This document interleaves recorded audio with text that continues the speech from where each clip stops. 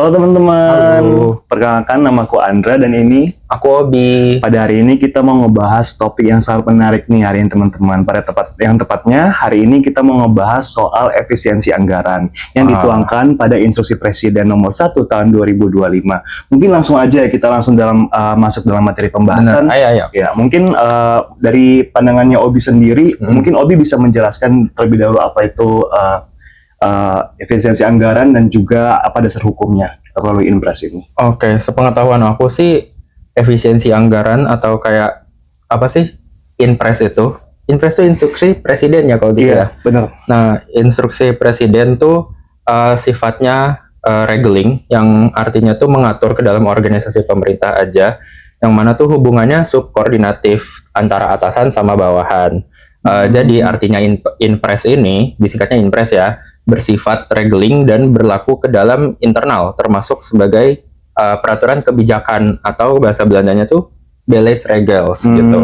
Nah, di sini presiden itu punya kewenangan di bidang administratif untuk mengeluarkan instruksi presiden berdasarkan pasal 4 ayat 1 UUD 1945. Oh gitu.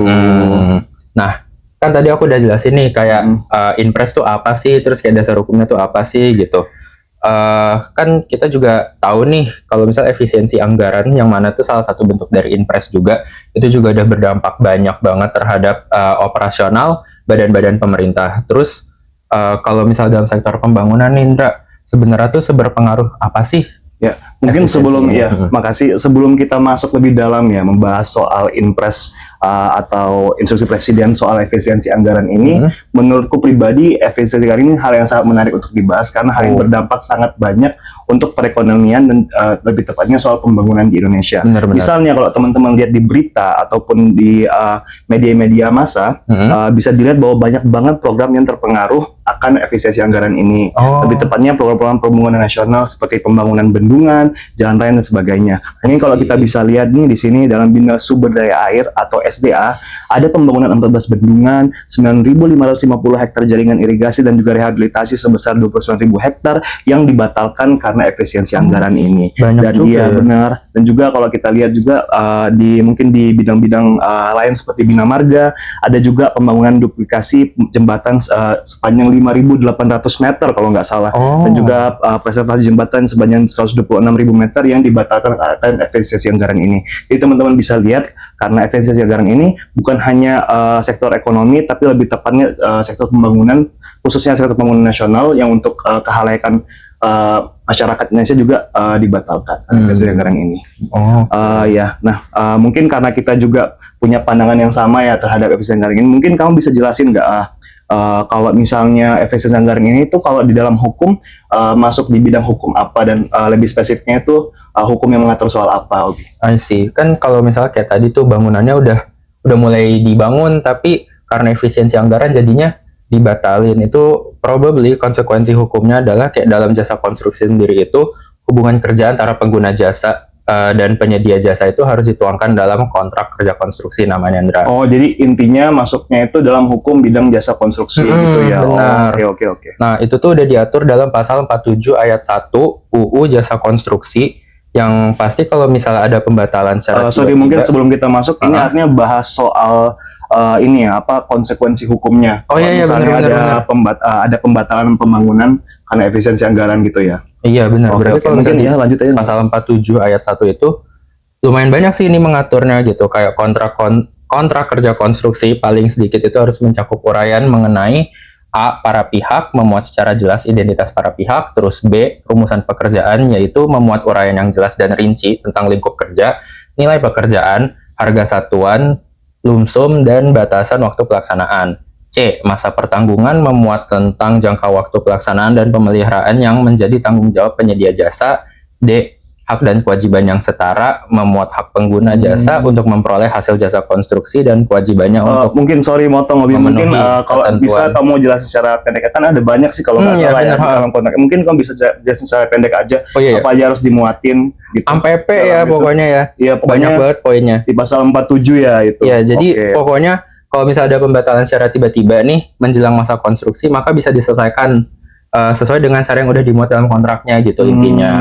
Oke, kalau misalnya aku bisa ulangin lagi penjelasannya, jadi intinya pembatalan proyek nasional itu masuk dalam ranah hukum jasa konstruksi ya. Oke, lebih tepatnya itu kalau ada pembatalan itu berkaitan dengan kontrak yang dibuat untuk jasa konstruksi itu. Oke. Mungkin kamu ada pertanyaan follow up terkait hal ini, mungkin bila kita sharing bisa lebih lanjut lagi. Iya.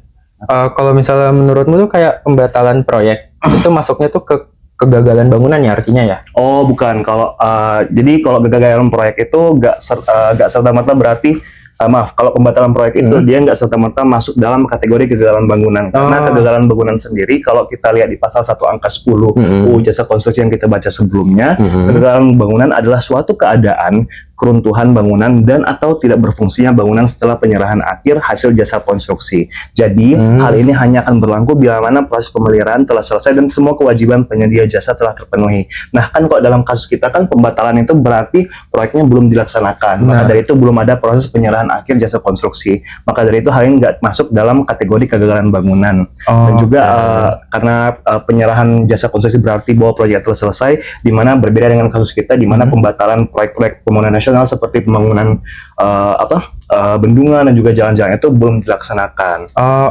Oke. Ya, tapi mungkin kalau menurut kamu sendiri, apakah efisiensi anggaran ini bisa dijadikan alasan yang sah untuk menghindari kewajiban dalam kontrak? Kan kita bahas soal kontrak tadi. Menurutmu gimana? Berdasarkan apa yang udah aku pahamin tadi, obrolan kita itu, menurut aku kayaknya belum tentu Dendra. Soalnya kayak semua tuh kayak balik lagi tergantung sama klausul kontrak kerja konstruksi yang udah disepakatin sebelumnya gitu. Jadi efisiensi anggaran ini sebenarnya bisa dijadiin dasar pemutusan kontrak, tapi kalau itu udah diatur sebelumnya gitu. Jadi kayak misalnya kalau dalam kontrak kontrak klausul kontrak kerja konstruksinya tadi itu ada klausul kayak perubahan kebijakan pemerintah gitu. Itu bisa, tapi kalau misalnya nggak diatur ya pembatalan proyek itu tetap bisa ditafsirin sebagai one prestasi aja sih. Oh gitu. Jadi kalau misalnya kita bisa simpulin lagi nih hasil pembahasan kita pada hari ini mengenai efisiensi anggaran juga implikasinya, artinya yang pertama itu pembatalan efisiensi anggaran itu yang tentunya pasti memiliki banyak dampak ya terhadap kehidupan ekonomi dan juga lebih tepatnya untuk pembangunan bagi masyarakat. Dan hal ini masuk dalam ranah hukum, lebih tepatnya diatur dalam Undang-Undang Jasa Konstruksi. Nah, tapi kalau setelah kita bahas-bahas tadi sebelumnya, sepertinya jasa konstruksi ini dia memiliki kaitan sangat erat dengan ini kontrak juga ya. Benar. Karena seperti penjelasan yang kamu sampaikan tadi, kalau misalnya ada proyek nih yang diakibatkan karena ada efisiensi anggaran, dia nggak bisa lanjut. Tapi kalau nggak diatur dalam kontraknya itu bisa dianggap sebagai prestasi. Gitu gitu.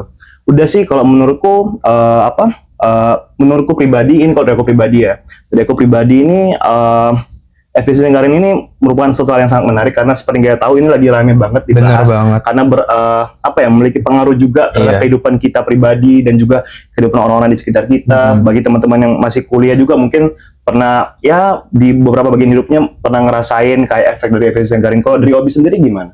Wah, kalau misalnya aku dampak dari efisiensi anggaran ini tuh menurut aku kerasa banget di kuliah aku sendiri gitu. Kayak misal apart from kita ngomongin kayak jasa konstruksi sendiri, itu kayak efisiensi anggaran kena banget kayak misalnya di harga UKT makin naik, terus kayak mungkin karena ada biaya perawatan dari gedung, terus kayak dari kampusnya sendiri emang karena anggarannya ditekan ya, jadi mereka harus cari cara lain gimana caranya untuk menghasilkan duit, dan yang mana itu berdampak ke UKT mahasiswa sendiri gitu. Dan sebenarnya banyak sih, nggak harus di dunia perkuliahan aja, tapi kalau misalnya menurut kamu Indra, ada nggak?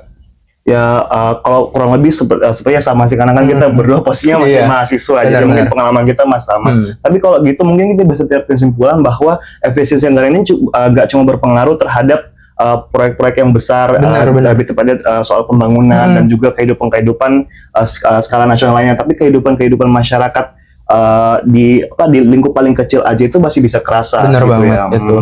Ya udah, mungkin kalau gitu aku rasa udah bisa dicukupkan kali ya pembicaraan kita pada hari ini. Udah cukup banget. Ya, supaya insightful, aku bahagia banget bisa sharing-sharing sama Obi soal hal ini. Dan mungkin itu aja dari kami. See you guys. Dadah.